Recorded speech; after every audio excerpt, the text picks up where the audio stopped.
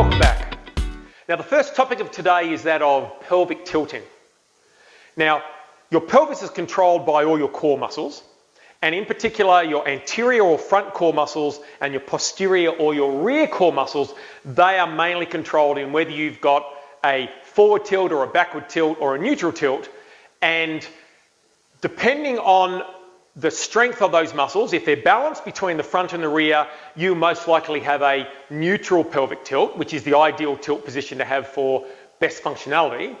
But it may be that your front muscles are stronger than your rear muscles, or vice versa, or your front muscles are less flexible than your rear muscles, or vice versa. And in both of those cases, that will then generate either what's known as an anterior pelvic tilt or a posterior pelvic tilt, and both of those tilts are not ideal and often lead to stress on a particular part of the body.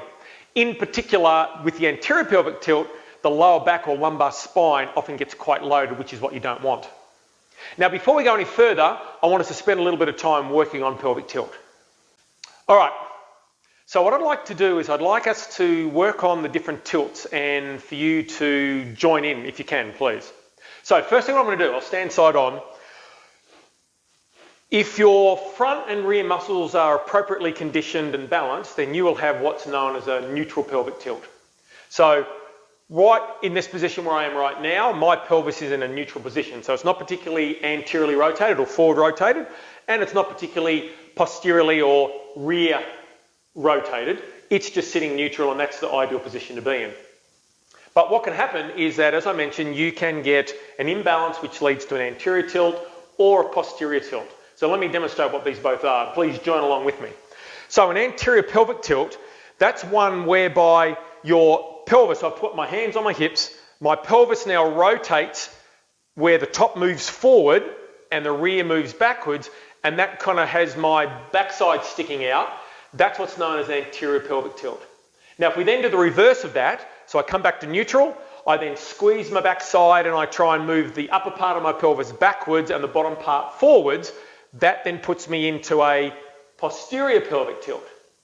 Now, if we go back to neutral again, what I want you to do again, I want you to go back into the strongest anterior pelvic tilt you can do and tell me where you feel anything. So, if you move forward and really anteriorly rotate your pelvis, you should be able to feel some discomfort, most likely in your lower back, which is your lumbar vertebrae, highlighting why an anterior pelvic tilt is actually so bad for your lower back. Depending on your flexibility, you might even feel when you get into an anterior tilt, you might even feel it in your hamstrings a little bit, and that's because an anterior tilt pulls on your hamstrings as well, which is not ideal. Now if we go the other way, so go back to neutral, hands on hips, do a posterior tilt, so squeeze your backside, rotate backwards as far as you possibly can, and hold that for a few seconds. What you might feel there is a bit of tightness on the front, on both sides of your thighs, and if I come side on here, what you're actually stretching there by doing a posterior pelvic tilt is you're stretching your hip flexors, which we're going to spend a bit more time on later on in this lesson. So both anterior and posterior tilting leads to overloading particular areas, and in most cases we don't want that. We want our body to be balanced enough that our pelvic tilt is neutral, and that leads to the most functionality when we are doing any sort of physical activity. Now, an activity that we spend a lot of time doing these days, which is sitting, is quite problematic for the pelvic tilt. We find there are two different types of sitting that leads to two different problems. The first one is if you sit, we are in quite a good ergonomic position where you're sitting quite upright. What can happen is that your pelvis can be placed automatically in an anterior pelvic tilt, as you can see in this image here. Now, the problem with that is, particularly if you spend a lot of time sitting, is that your hip flexors will get short.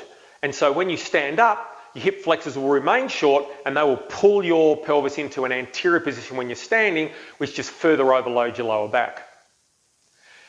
The second way to sit is in a kind of a lazy way where you will lay back and have a posterior pelvic tilt. That's problematic in itself in another way, in that you've now rounded your lower back, and your lower back should have a small arch in it for it to be in a neutral position. So you've removed that, and also in that lazy sitting position, you have minimal core engagement, so you're not training any muscles at all, and both of those different types of sitting can be problematic in the long run. So what I want to do is I want to kind of show you 2 things that you should do after you've spent some time sitting, depending on your sitting style. Okay, so let's say that you sit in a very nice ergonomic chair in a very good posture. As I mentioned, that will create an anterior pelvic tilt. And that will mean that your hip flexors will get shorter over time. And so when you do stand, those hip flexors will remain short. So one thing I suggest that you should do exercise-wise after you spend some time sitting in that position is to stretch your hip flexors out. Now, there are many ways of doing that. A very simple way that you can do the moment you stand up is, again, I'll do it side on, stand sideways, put 1 foot forward and 1 foot back, making sure that you keep your hips in a straight line. And all I want you to then do is just lean forward, keeping that leg straight and the heel on the ground, and just step forward. And you can even put your leg further forward. And what you do here is you're now stretching out that hip flexor on the leg that's behind. So that's a way of then being able to stretch out your hip flexors if you've been sitting in that position. If you happen to be sitting in the other lazy way, where you've got a posterior pelvic tilt and you're just kind of laying back for a period of time, as I mentioned, that's also problematic. So what I would suggest the moment you stand up from that seated position, that you try and stretch and put your lower back into a slight curve. And the best way of doing that is to place your hands on the top of your pelvis and gently lean backwards and just arch backwards nice and gently, and do that maybe 2 or 3 times, which will just help to place your lower back into that neutral spine position, which will allow your pelvis to go back into a neutral position so that you can get on with whatever activity you're about to do. Now, as I mentioned, anterior pelvic tilting is the biggest issue we see with any sort of pelvic tilt that's not correct. And apart from the abs not doing the right job in terms of holding the pelvis in a neutral position, lack of gluteal or backside strength is equally as important in maintaining your pelvis in the right position. So there's a really simple exercise you can do for your glutes that will strengthen your backside, get you in a nice neutral position, and that's something that I'm going to get you to do right now. Now, in terms of the exercise you can do with your glutes to help improve your pelvic tilt, one of those is what's known as the hip thrust. Now, there are many variations on the hip thrust, and in future courses I'll do more advanced exercises.